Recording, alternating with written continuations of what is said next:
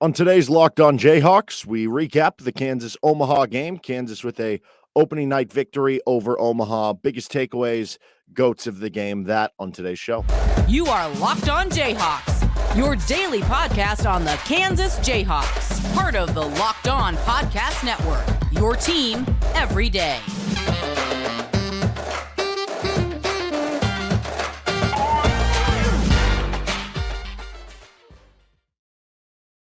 I'm Derek Johnson. Thanks for making Locked On Jayhawks your first listen every day. You can also hear me on Rock Chalk Sports Talk Monday through Friday on KLWN in Lawrence. And you can get Locked On Jayhawks wherever you get your podcasts. You can also find us on YouTube, so please subscribe to our YouTube channel as well. And on today's edition of Locked On Jayhawks, we go over the Kansas victory over Omaha last night, 89-64 in their regular season opener. We saw the Pitt State game for the exhibition. Who stood out? What stood out from the game? But first, this episode is brought to you by BetOnline.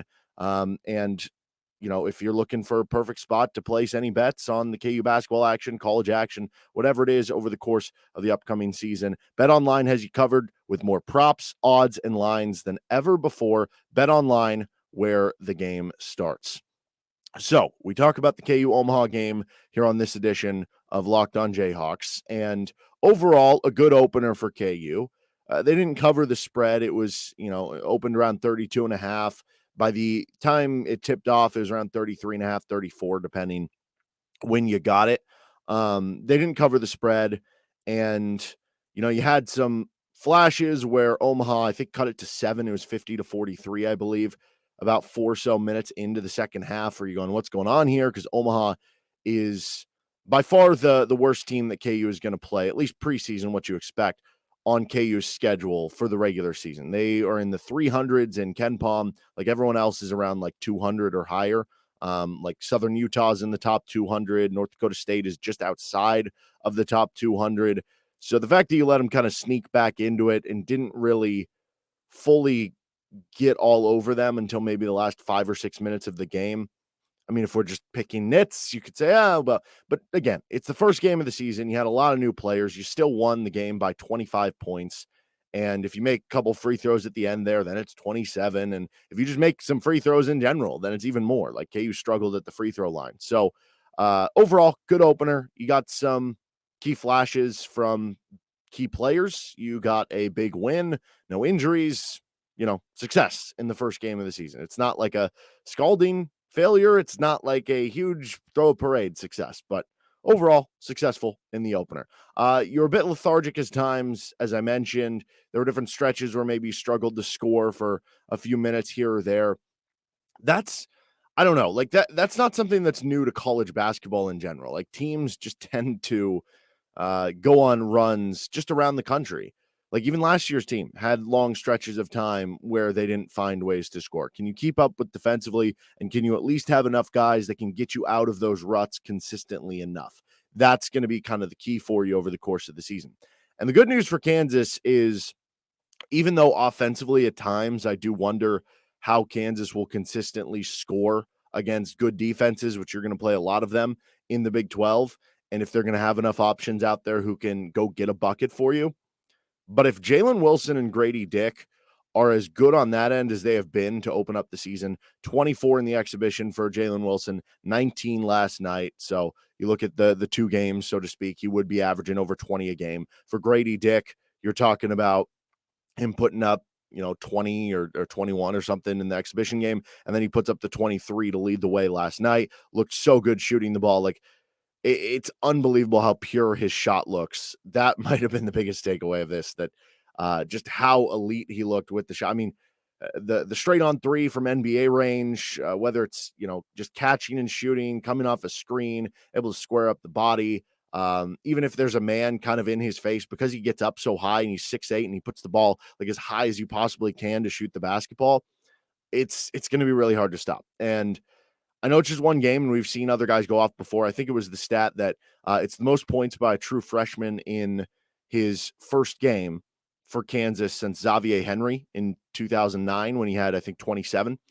And Xavier Henry had an unbelievable season.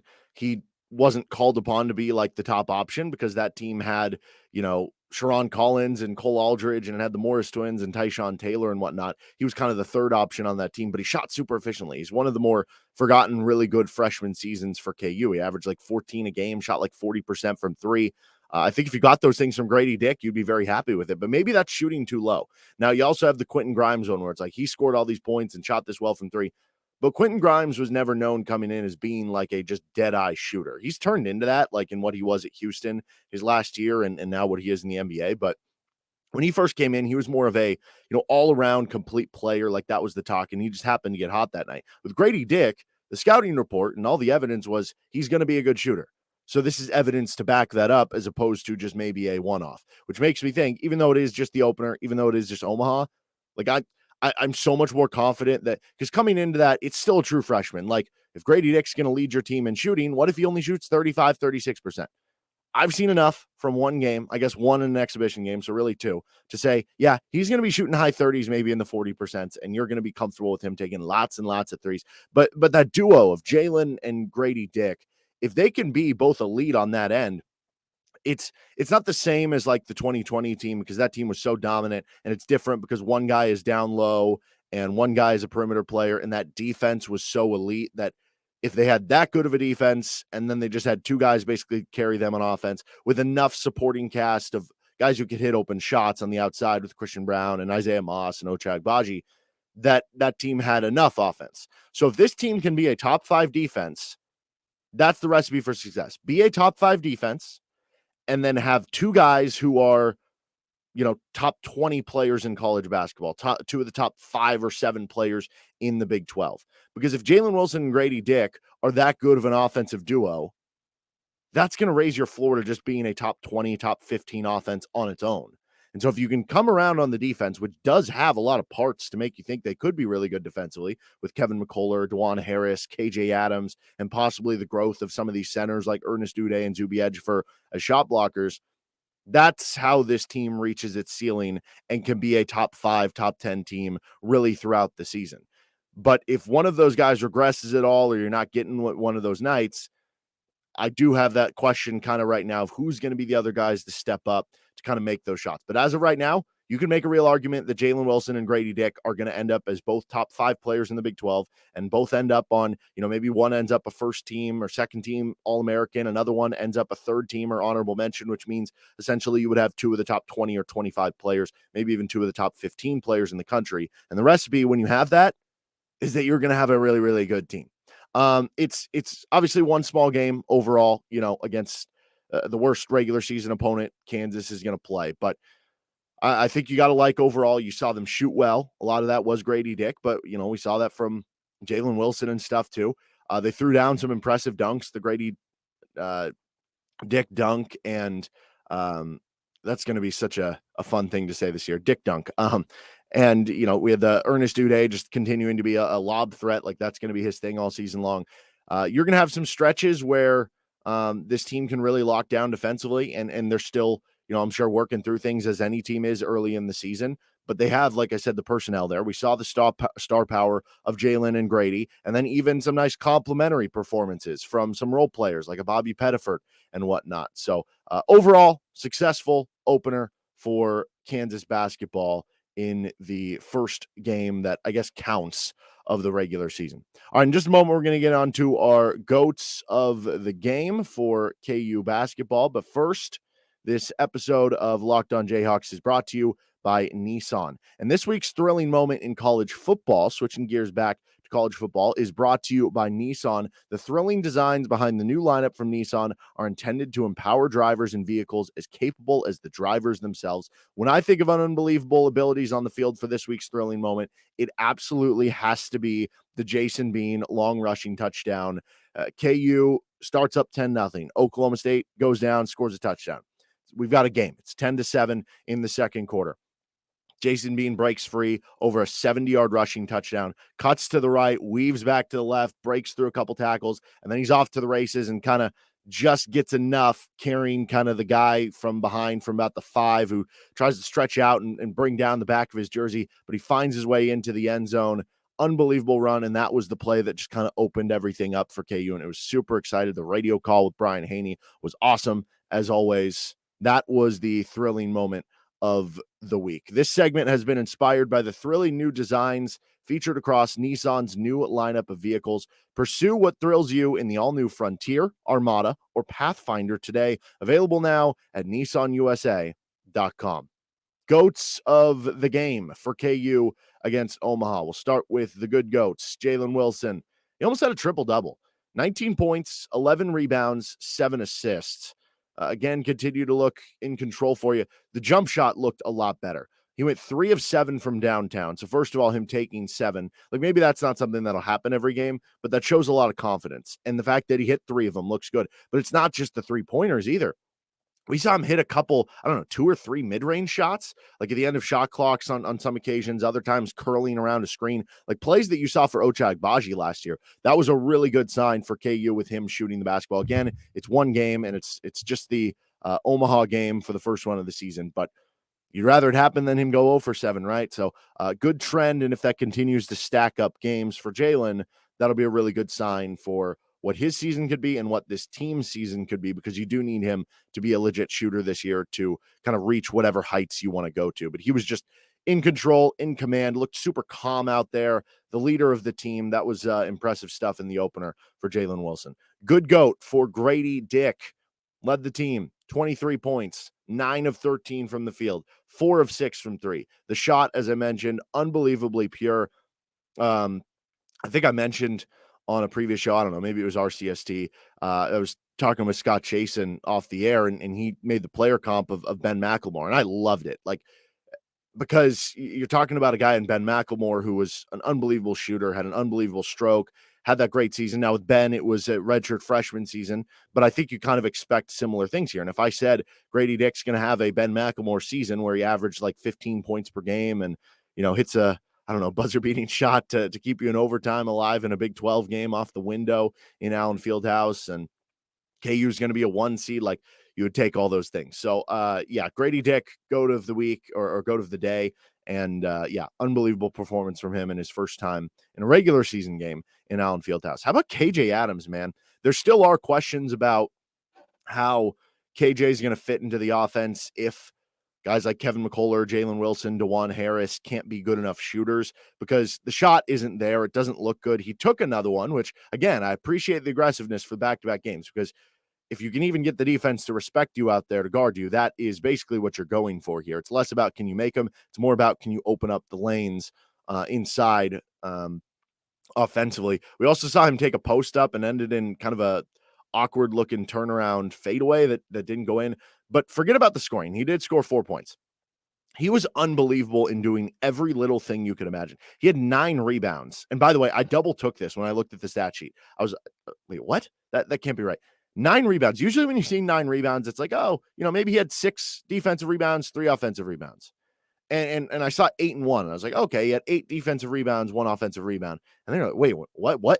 He had 8 offensive rebounds and 1 defensive rebound? Like, usually the defensive rebounds are the easier ones to get. That's actually been something that has been brought up, I remember last year, that he's a really, really good offensive rebounder, but he needs to maybe improve or strengthen his game as a defensive rebounder. So you still do have the questions of, can he be a good enough defensive rebounder?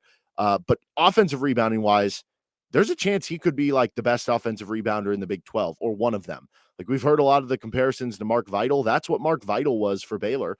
And I think KJ Adams could be that. The good news, though, if there is a deficiency at all in the defensive rebounding game, Jalen Wilson is one of the best defensive rebounders in the Big 12. Like, Jalen Wilson had 11 rebounds in the game, and I think 9 or 10 of them were on the defensive glass. So if you just think about it that way, the front court duo of KJ Adams and Jalen Wilson, you could hypothetically have the best offensive rebounder and the best defensive rebounder as different guys. That's going to be quite a combo for KU, and for a team that maybe will struggle a little bit more to score in the half court consistently.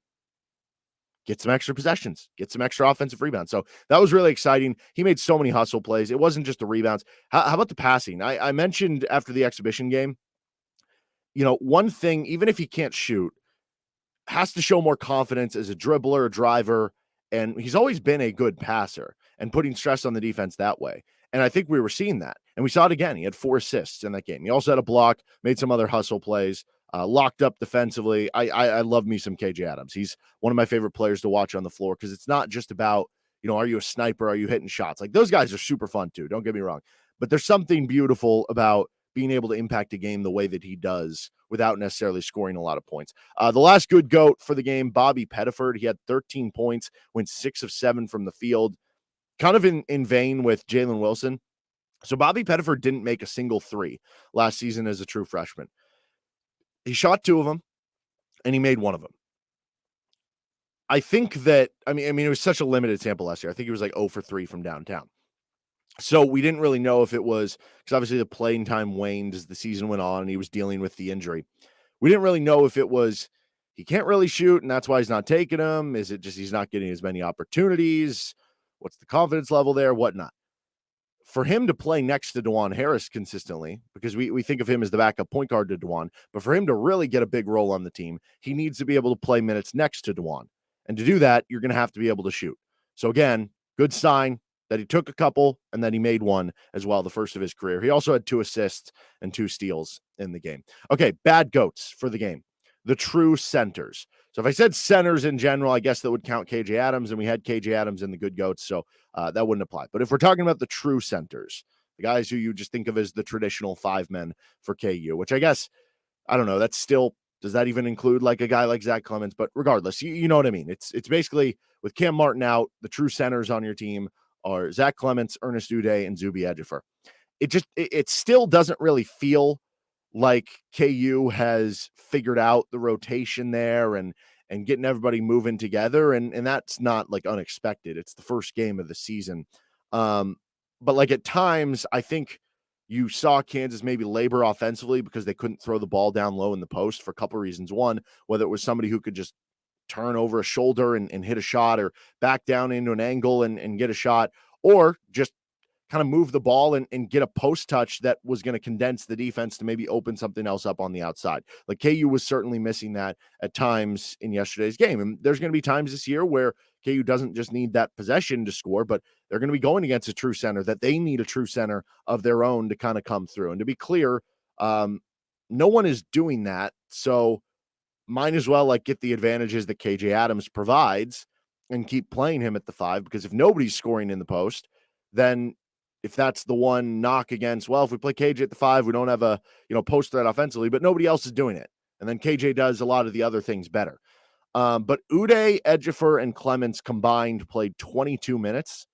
They scored just 5 points. Now they did have 11 rebounds, so that's a good number, 11 rebounds in 22 minutes from your center position, especially when you add in what, Jalen Wilson and KJ Adams were doing, but also a smaller team and a team you should bully on the boards. But just 5 points in 22 minutes from those 3 guys at center, that's not good enough. Like David McCormick was playing 20 to 25 minutes in a game, and he was getting you, I guess it depended game to game, but a couple of years ago, he was getting you like 13. Last year, he was getting you 9 or 10. You need probably at least 10 points out of 20 minutes from your centers there to at least keep it respectable. And it also depends how you're getting them, right? Like, if they're all rim rolls, if they're all dunks, like maybe that's not the same as being able to hit a couple hooks inside that force a double team, right? It is a little bit different, but nobody really gained a rhythm or made a big impact. And there are no really resounding takeaways. Oh, that center was the best, like by far. Like Ernest Uday certainly seemed to have the most trust and logged the most minutes, and Clements and Ejiofor. Like Ejiofor didn't come on till the very end. Clements came on briefly in the first half and then at the very end as well. So I guess that tells you Uday has the advantage there, but it's not like, one of them performed way better than the other in that game. The last bad GOAT is the free throw shooting. Kansas was just 8 of 15 on free throws in that game, which if you, go 12 of 15, then I don't know, you're closer to covering the spread, I guess, depending on what you got it as. Probably not. I still guess that doesn't do it. But free throw shooting, nobody ever looked really confident in being able to do that. Not really worried. Small sample size. First game of the season. Whatever. It is what it is. Next up, Kansas takes on North Dakota State. Let's discuss that in just a moment here. But first, this episode of Locked On Jayhawks brought to you by BetOnline. BetOnline BetOnline.net is your number one source for sports betting information, stats, news, and analysis. You can get the latest odds and trends for every professional and amateur league out there, from football to basketball to soccer and even esports. They've got it all at BetOnline.net. And if you love sports podcasts, you can find those at BetOnline as well. We're always the fastest and easiest way to get your betting fix in, and you can head to the website today or use your mobile device to learn more. You can get Kansas +4 against Texas Tech for the football game. I haven't seen the line come out for the KU North Dakota State game on Thursday in basketball. You could hit on that as well. Whenever the line does come out, it'll be out before the game. Bet online, where the game starts. Okay, back to the action. KU takes on North Dakota State on Thursday. And by the way, on tomorrow's show, we're going to be joined by Michael Swain of Fog.net and 24/7 Sports. And we're going to talk some KU football again. We might do a little KU basketball with Michael too. But North Dakota State is the game coming up on Thursday. Actually, scratch that. Michael's joining the show on Thursday. We're gonna do a football deep dive on tomorrow's show. But let's see how different the rotation is for the North Dakota State game, because it felt pretty set on Monday night. Like, there were times where it's like, okay, this is the rotation. It's the 5 starters with KJ and Jalen, and then Bobby Pettiford's the guard off the bench, and Ernest Uday is the big off the bench, and then everybody else is just competing for scrap minutes. Like, those are the guys that felt it carved away right to them right away. So we'll see if that changes at all in the next game. Otherwise, it already does give you a bit of an indication of what the coaching staff is thinking. But if it changes up at all, it certainly would be interesting to see if they're like, all right, this next game is going to be like how Michigan in football, right? They had one quarterback start the first game. They had a different quarterback start the second game. And then they decided from there, like, what if they go, okay, this game we're going to have Zach Clements be the first big off the bench, or this game we're going to have Zuby Ejiofor be the first big off the bench, and see how they each handle it. And then we'll kind of figure out a rotation from there. Certainly, if nobody capitalizes on the role, even if they have the bigger role early on in the season, eventually other guys are going to get a chance. And if they take advantage of that chance, who knows what happens to the lineup. So even if it does feel like that's the rotation early in the season, it's not like it can't change, but it definitely seemed like that was going to be the case. So let's see how different any of that is for Monday night's game, and if anybody plays more or less after the opening game of the season.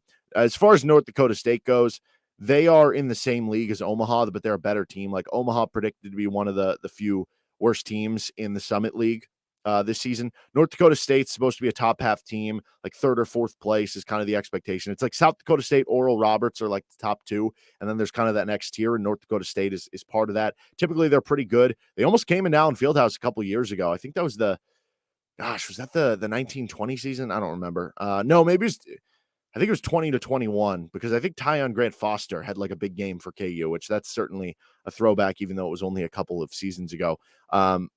So North Dakota State, not a bad team. They covered the spread against Arkansas last night, who's supposed to be one of the better teams in the country and has a very talented squad, although Arkansas was out without Nick Smith, who's, maybe the best freshman recruit in the country.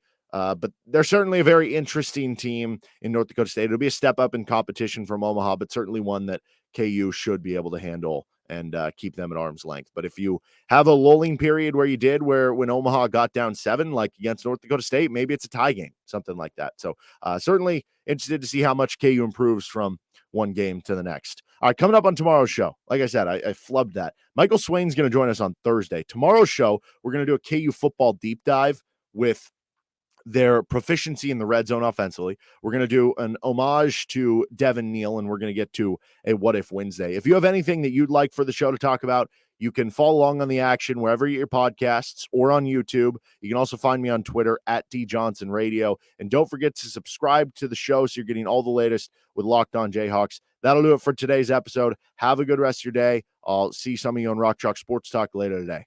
Bye.